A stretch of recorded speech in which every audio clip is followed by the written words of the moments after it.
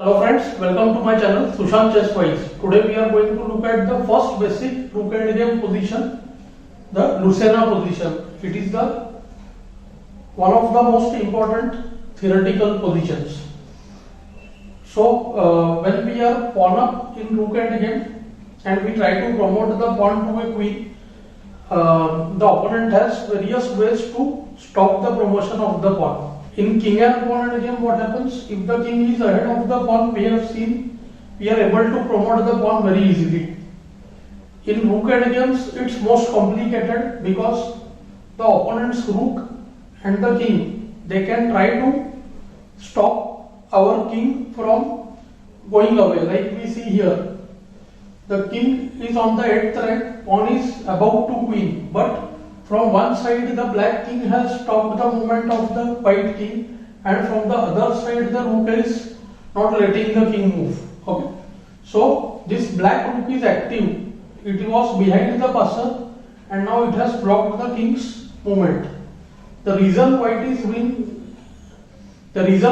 able to win the game over here is because of two factors. One, the rook is cutting off the opponent's king from going underneath the pawn. The best drawing possibilities are usually when the king is underneath the pawn.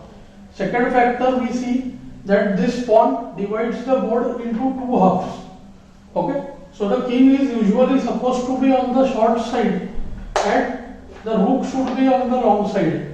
Even this position with white to play will be winning for white. Let us understand what are the main factors why white is able to win the game. First, let us try to understand that right now white is not able to make any progress. Let's say playing rook e7 check, then just king f8, not letting the king go to e8, again rook check, king f7, rook check, king here, rook e2 and king f7. We will be back to the same position. Okay, white does here is he seizes the opportunity to drive the king one more file away from the pawn. See, right now the king is cut by one file. So for converting the position, we need at least two files distance. So rook check is played. This is the right move, using a small tactic that if king comes to e6, then the white king gets hiding place behind the black king and the rook cannot give check. And whatever is done, next move the pawn will become queen. Suppose rook d1, then pawn queens. Rook takes the queen, king takes the rook, and king and rook can checkmate the king. So white will win the game. So after the rook check, black has two different tries. He can play the king to g7 or he can play the king to g6. King to g6 is an ideal situation. We will see why. Firstly, now let us see what white can do. If he gives check, again the king will go to f7. And if white tries to win by bringing his king, then rook check, king moves away, again rook check, king can't leave the pawn, so king goes to c6, again check, b7, again check, king goes too far, then rook comes behind the pawn and the pawn will be taken. So what will happen after the check? King has to again come back, rook c1 check, king d8. And we reach the same position after the rook f2 check from where we started. The main technique involves in using the white rook to stop this check. So this Lucena position, okay, which was of course made by Lucena himself, involves the method of interposing the rook when the rook is giving check. That is why this method is also called the bridge building method. This rook will be used to stop the check. Rook will act as the bridge between this rook and our king. Okay, so it will actually block the check. So first what we have to do for that, we place the rook at an ideal location. When the king moves up, the rook has to be able to come in between. So what we see, the best location is f5.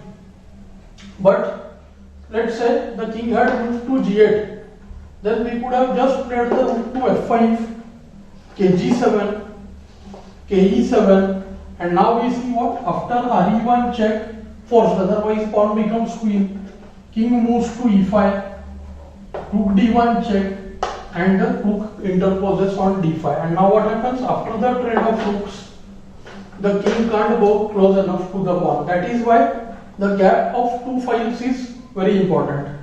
Then only we can trade the rook. If the king would have been here, then ke7 would have allowed to take the pawn. So that is why black usually plays the king to g7 or g6, so that after rook f5 he will immediately attack the rook. After rook f8 again he will attack the rook. So king g6 or g7, these are good options. There is slight difference between both. We'll come to each one. White has to play the rook to the 4th rank. So this is the most important thing we have to remember. First we will cut the king from 2 files. From the pawn we will have 2 files distance. The rook will come from the 4th rank. Very important. It looks like from the 4th rank the rook cannot be interposed, but it works. Now the reason for playing kg6 is so that the king can harass the rook. We'll come to that variation later. First let us see if just black wastes the move and waits. Let's say rook c2, then king moves to e7. Now the pawn is about to become queen, so forced to give check. King moves to d6, rook check, and normally what we would expect that king will move to e5, then rook check, and then we block with the rook. But king e5 blunder because rook takes the pawn. So king has to keep the pawn supported. So either king e6 or c6, both are fine. Now pawn is unable to queen, but if the king moves away, white can simply play the rook to f5 now and block from d5 square, and nothing much can be done. After kg6, rook d5, rook check, kd6, there is no way to stop the pawn from queening. Black can again give check. Now the king goes to d5, and this zigzag method is very important. We first went to d6, then again came to e6, and then d5, and now after rook d2 check, rook moves to d4, and after the trade of rooks, we note that again the king is 2 files cut off, so the pawn cannot be stopped by the. That is why black played the king on g6, so that he can try to trouble the rook from the square g5. Now the problem is, if we go to the e file, king will again manage to the f5 square, attack the rook, and then maybe he will try to go to the f6 square. Okay.